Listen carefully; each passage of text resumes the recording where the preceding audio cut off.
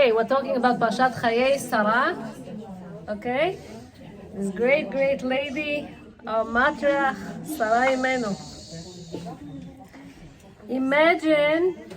Imagine yourself getting into Sarah Imenu's tent. What would you see? Candles, challah, Mikvah calendar. mikvah calendar. A lot of cooking going on. What else? Miracles. Guests coming in and out. Guests coming in and out. I would say Sarai Imenu used to do the same things that we are doing in our own house. If it's cooking, if it's laundry, if it's cleaning, she used to do these things as well. However, she used to do everything with emunah. She had so much faith. Sarai Imenu teaches us so much. Let's go slowly, step by step, and talk about whatever Sarai Imenu teaches us. Number one, Katuv, when she passed away, it says that she lived 100 years and 20 years and 7 years, right? And Rashi says, "Vekulam shavim letova." Everything, all their life were equal to good. Okay? Sarai Imenu looked everything as good. She had such a positive way of looking at things. And tell me, did she have easy life? No. Sarai Imenu went through all kinds of tribulations and difficulties and challenges. Think about a woman that had to leave everything behind and start a journey, a long journey, a wandering journey with her husband until they came to Canaan. Okay? They came to Canaan, no food, hunger, famine. Hashem sent you to Canaan. But now you have no food. What people may tell you? What did you do it for? Why did you come to this country? Who needs this? What is this? Who is this Hashem? What does it tell you to do? And then, right? They have to go now to Egypt. Now, Egypt is the source of contamination. We all know that Sarai Imenu was such a beautiful woman that Abraham told her, you know something, maybe I'll put you in a box so that the Egyptians shouldn't look at you, because next to them, they were like monkeys next to her. She was shining, she was illuminated, she was one of the four most beautiful women in the world, okay? And the minute that those custom officials saw her, she was shining from this box. They opened, of course. They wanted to abuse her, but couldn't, because the word spread out so much that the king himself heard it, and she was taken to the king. Now this king, Paro, of course, wanted to be with her, and she didn't let him. This lady didn't let him touch her. Okay? We're going to speak about this soon. Anyway, Baruch Hashem, after a while, he got so much heat, this Paro, they left, they came back to Israel. Now, they became rich because of her, because of Sarah, because Paro gave them so much gifts. They came back to Israel, and then they had more problems, and then she had the problems with Hagar, her maid. She wanted her, to maybe to be built from her, the fact that she's going to marry her husband and to have a child. And then she had so much struggles with Hagar herself. She got pregnant right away, and she started to make fun of her mistress. You think that she's righteous? Look at me. And so she saw then that Ishmael was teaching her son to do all kind of bad stuff. And she confronted Abraham. She told him, listen, you have to let her go. They cannot really stay here. It wasn't easy for them, all these struggles. Then she was taken again by Abimelech. And then, of course, the strongest, the biggest thing, the biggest nisayon trial is, Akedat Yitzchak. Hashem asked Abraham to take and sacrifice him. She heard it from the Satan. The Satan came and told her, you know, your husband wants to kill your son. And she got so scared, she went to all these giant peoples and she told them, do you see my husband? Do you see? They said, yeah, we see somebody going with a knife and he wants to kill your son. And then the Satan himself came and told her, no, he's alive, he's okay, nothing happened to him. And this extreme feelings from being scared to being happy, okay, her heart couldn't stand it and she collapsed and died. So we see that even though she went through so much struggles, she never thought of her life as bad life or something terrible or something wrong.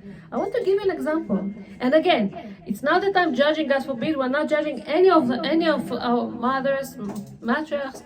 They also went through tough life. But I want you to see the attitude of Sarah. It says about Rivka that when she had this daughters-in-law from Esau, they were idol worshipping. And she was scared that Yaakov is going to get married to this kind of person too. And she says, קצתי בחיי. I fed up with my life. I don't need this type of life if Yaakov is going to marry to one of them too. You see? Sarah never said these things. Or Rachel Imenu, a great woman by herself, says, if you're not going to give me children, I'm going to die, God forbid. Right? Sarah Imenu, even though she went through much greater challenges, she never looked at life this way. The opposite. Every day is a good day. She had so much positivity. Okay, so this is the first thing that we learn from Sarah. Number 2. Okay, there's so much here. If I will say, whatever is written here, we're not going to finish here. Number 2, prophecy. It says that Sarah was greater in prophecy than Abraham. Who can explain that? That she was greater in prophecy than Abraham? When she told him to kick Ishmael out, yeah, Hashem told Abraham to listen to Sarah. I want to tell you something that's written in the Midrashim. So, of course, Abraham in the beginning was the main one, right? Hashem talked to him, leave your land, go to Canaan, do this, do that. Hashem was talking to him. It doesn't say that Hashem was talking to Sarah so much. However, whenever they were supposed to go to Egypt, so Abraham saw that she's so beautiful, and he was scared that they're going to kill him and take her. And he told her, and now I see that you are such a beautiful woman, so please tell them that you are my sister and not my wife. Once Abraham said that, he became secondary in Nevuah to Sarah at this point. And commentary says, all their life he stayed secondary to Sarah in prophecy. She became the dominant one. She became the most important one. Why? Because of her, Paro all of a sudden gave them so much good, and all the blessing that Abraham started to get was because of Sarah. Constantly, all the time, blessings only because of Sarah, right? So we see that at that point she became greater in Abraham, and Hashem told her Shema Bekolah constantly, always. And then it says that from out of all the mothers, Hashem spoke with Sarah. It says, "Vatekachesh Sarah." Sarah denied that Hashem, that she laughed from this news, great news that she's going to have a child. וכתוב, ויאמר לא, כי צחקת. Hashem says, no, indeed, you laughed. Hashem was talking to Sarah in such a way that he never spoke with any other woman. It says, the only woman that Hashem spoke with was Sarah. And the Zohar says that even her death, the divine providence in the death of Sarah was so much greater than Abraham. Her tent, as you know, was very, very holy tent, and soon we're going to speak about the blessings that was in her tent. But let's continue on.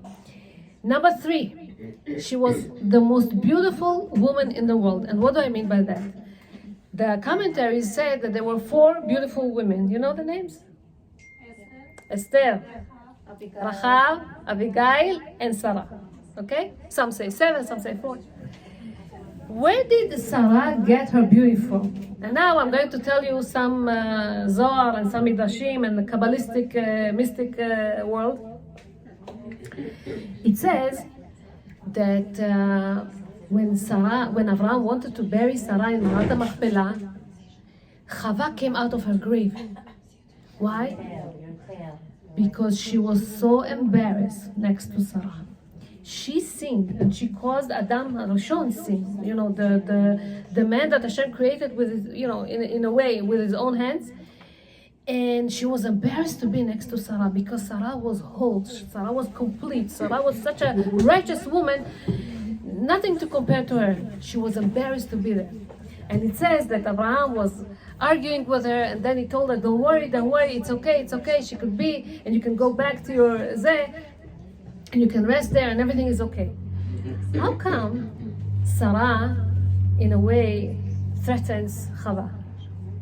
So the commentaries say that because Chava sinned, she brought death to the world. And Sarah fixed the sin that did Chava. How did she fix it? It says that when God created Adam and Chava in that same Friday, so the ancient snake came to seduce Chava.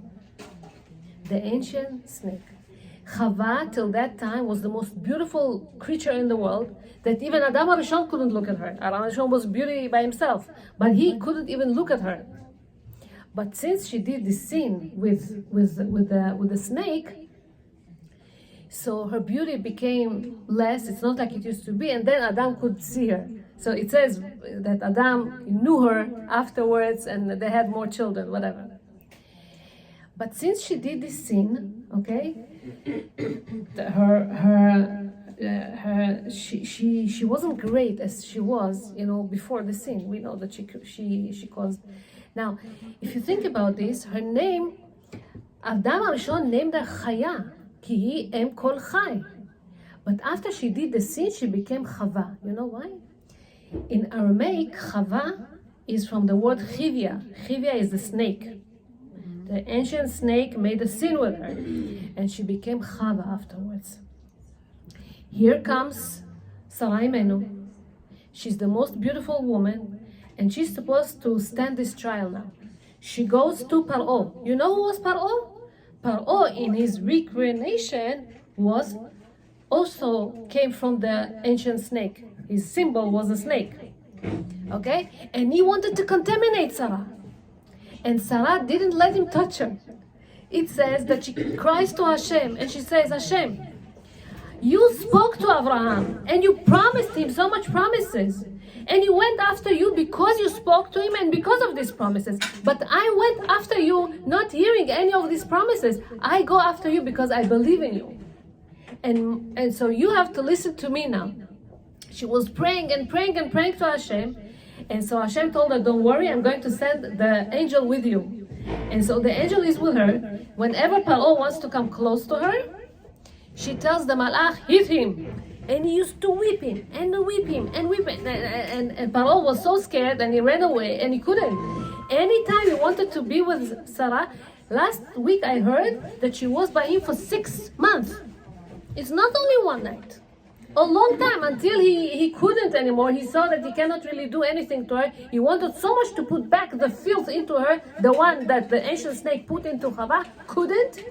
He let her go.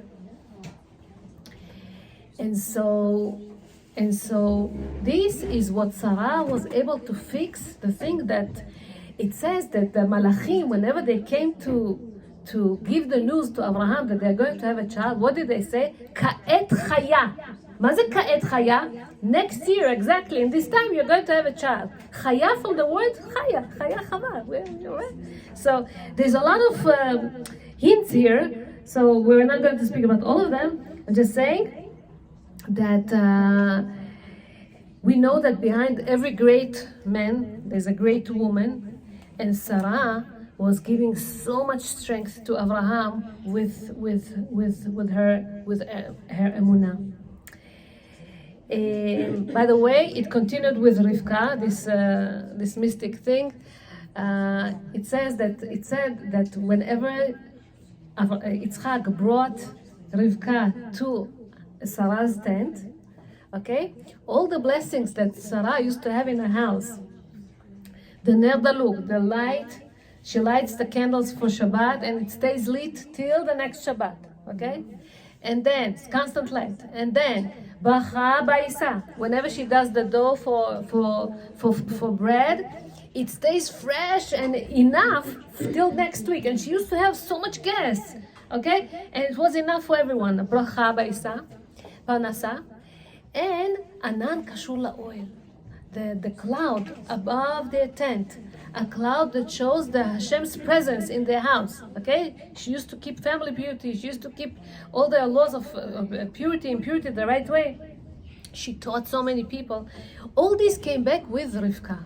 Now Rivka, she's so much younger. She didn't have 127 years of Sarah, the way that she worked and the way, but she in her young age was able to get all these blessings all from the beginning, you know, and continued this legacy of Sarah. So this is what we're talking about Sarah. And another thing that I wanted to mention, when the angels came to Abraham and Sarah, they asked her husband, "Where is Sarah? Aya Sarah ishtecha?" And he says, "Hine ba'or, she's in the tent." From here, we'll learn what does it mean to be tsanua, to have tzniut, to be modest. Sarah Imenu was in the tent. I mean, she didn't really see anyone. She didn't really have to go outside to see people. But she was the most influential woman in the world, the most beautiful one that knew how to cover herself, knew how to disguise herself in a way, but the most influential one. Abraham מגייר את הגברים, את man, he used to convert people, bring them, reach out to them and bring them close to Judaism, and Sarah מגיירת את הנשים. She used to do this, reach out to the women and teach them and explain them and show them and guide them, right? And tzniut, it's not only in the clothing. Tzniut is the conduct. Tzniut is the way that you're thinking. Tzniut is, am I in the center of the picture or there's somebody else? Okay? And so many things that we'll learn about Sarah too, about her tzniut. But let's go back and finish up with the blessing that she used to have in her tent. What does it mean that she had bracha ba'isa v'ner dolek? מה זה ner dolek? What is the light that she puts on Friday night and it stays on till the next week? Today we have this light, so we don't really care if the candles turn off. But years ago, this was the only light in the house. And it stayed lit the whole time. Means the house illuminates. The house is full of happiness, because when you're in dark, you're not happy, you're sad. She was never dark, she was never sad, she was always happy. She was positive about everything that happens to her. And this spreads out everywhere. Everyone sees that. Everyone sees that this house is a happy house. This house is full of emunah. This woman, she was barren. Till age of 90, she didn't have children. It's easy to say, but Hashem promised them so many promises, and it looks like nothing happens. She doesn't have kids. She doesn't carry kids. How can you be happy when you don't have children? I'm in touch with women that have problems with infertility, and they keep calling me, and they're so devastated, and they're so depressed, and crying each and every month, every time that they get their period, and it's so devastating. It's really, really hard. This woman was never upset. She was never sad. She had full trust in Hashem that it's going to happen. And so This is the ner doleg that we see. Constant lights in the house. And when there's lights in the house, there's happiness in the house. Number 2, Bacha Ba'isa. Bacha Ba'isa means panasa, sustenance. As I said, so many people are coming to the house and there's always food for everyone. She never misses anything. She constantly has stuff. You can bring more guests and you can bring more guests and it's all fine, it's all okay. She's never a complainer, she's never grumbling. Why do you bring me guests? Leave me alone. I don't want to work so hard. It's so difficult, right, to have people over. And years ago, people really had to work physically to do the dough and to do the laundry and to do all the other chores in the house. She was happy, she was good, and Hashem blessed them because of her.